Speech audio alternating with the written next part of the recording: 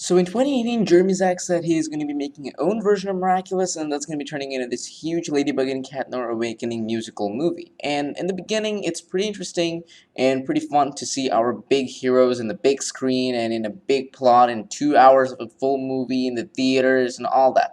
And it's interesting, and I'm still interested for the movie, and I know this is going to be a huge success. But if Jeremy Zach follows the steps of the show into the entire movie, doubt me, this movie might just fail. Now we know the movie is going to be non-canon to the Miraculous universe, or at least the universe of the show. So I'm going to try my best to explain by what I'm meaning that if the movie might fail, because there are a couple of reasons why it might. It might not just fail, but it's just going to be the movie's not going to be interested in the way the fans actually want it. So let's get start with the overall plot. Even in the New York special, like the 1 hour big episode for 2020, and the previous seasons and everything, the backbone of Miraculous is the love square, the villain plot, and this usual Ladybug defeating the Akuma and all that. So it's gonna be a full 2 hour long musical movie. If Jeremy Zag just does it and places the relationship, the villain plot, and the exact same dilemma of the show as the backbone of the movie, and then just portrays it to the fan, it's not gonna work out. The movie is just going to be like an exact same portrayal of the entire show, just squeezed into this 2 hour long episode. It's just going to be feeling like the movie was either too underrated or they just followed the steps of the entire show into this full 2 hour sequence, which is, I don't know, it's just not going to make sense for fans, or just in general, it's not going to make total sense because it's just going to be repeating whatever there is on the show in this 2 hour long movie. I've talked to a lot of fans who are actually worried that the movie is just going to be a total reflection of the show, even though they know that it's going to be Jeremy Zag's own version and non-canon to the Miraculous universe. The basic theme of Miraculous is the relationship and the villain plot.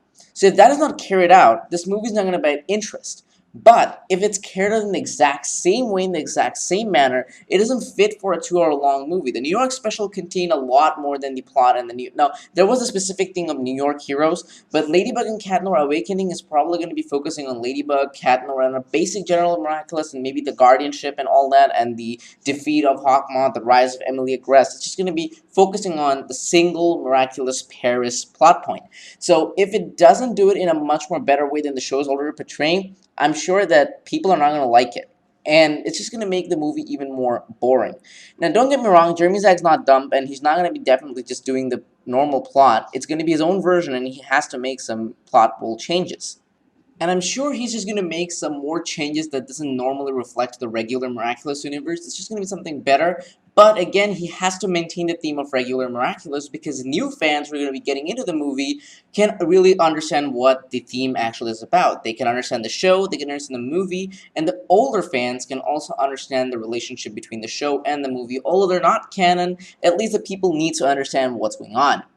The second thing is they need to choose really good song lyrics. Now hear me out, this is a very weird topic to touch on, but if you take a look at the New York special, they barely used any song. They barely used any singing. I think there wasn't even any singing or songs to apply in the New York special for the first place because they know that they choose it wrong. Now, they don't always do it, and I agree, the Miraculous songs and the themes are perfectly fine, they're normal, but just take a look at the Christmas special. These were lyrics that were just kind of stupid and awkwardly made up. Yeah, they were good lyrics, and I really like them, the songs are pretty good, but just think of it, it just feels more childish when you hear the lyrics itself. It's just really portrayed as a childish show, even though Miraculous is a 12 plus rated show.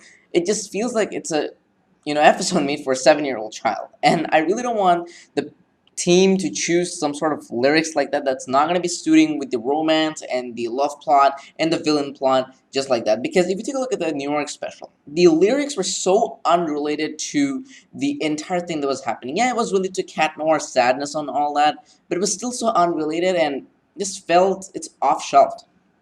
And I really hope they're just going to be choosing a really good lyric for the entire movie, no matter how many songs they put in. Now, it's a movie, they gotta have songs, and it's a musical movie, they gotta have songs. But if you just take a look at the New York special, they know they couldn't do it right the last time in the Christmas special, so they just ended up doing it.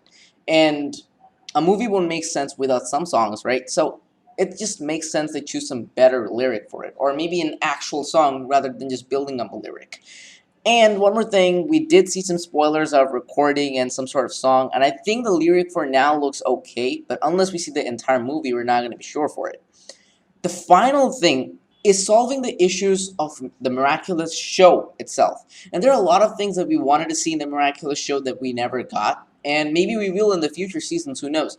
But for now, like the Guardian history, the actual backstory of Emily Agrest, what happened to Gabriel, how did Natalie and Gabriel meet up at the childhood, why was Adrian locked even when Emily Agrest was awake. This needs to be shown in such a way and sequentially. Like, we don't want the movie to be into a middle childish situation like in season 1. They put the beginning at the end, but this actually made sense because season 1 was such an episode that was made to introduce Miraculous to the entire fandom. So putting the beginning and the end portrayed as if that the show was just starting out to grow, and this love sequence and this Adrianet and Lucan and all the ships will just grow. We don't want something to be like that on the movie, like putting the beginning and the end and what happened in the past and the before. Yeah, we can put it in the middle as a backflash or as flashbacks on the entire theme, but I would like them to be putting it at the beginning or just like introduce it in a sequential way.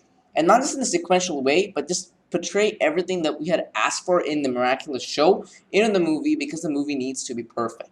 Alright guys, so the movie, I'm really excited for it, and I know Jeremy Zag is not dumb, and he's going to be putting great features in the movie. I can still trust it, and I still have to believe that the movie is going to be coming out with a pretty good hit.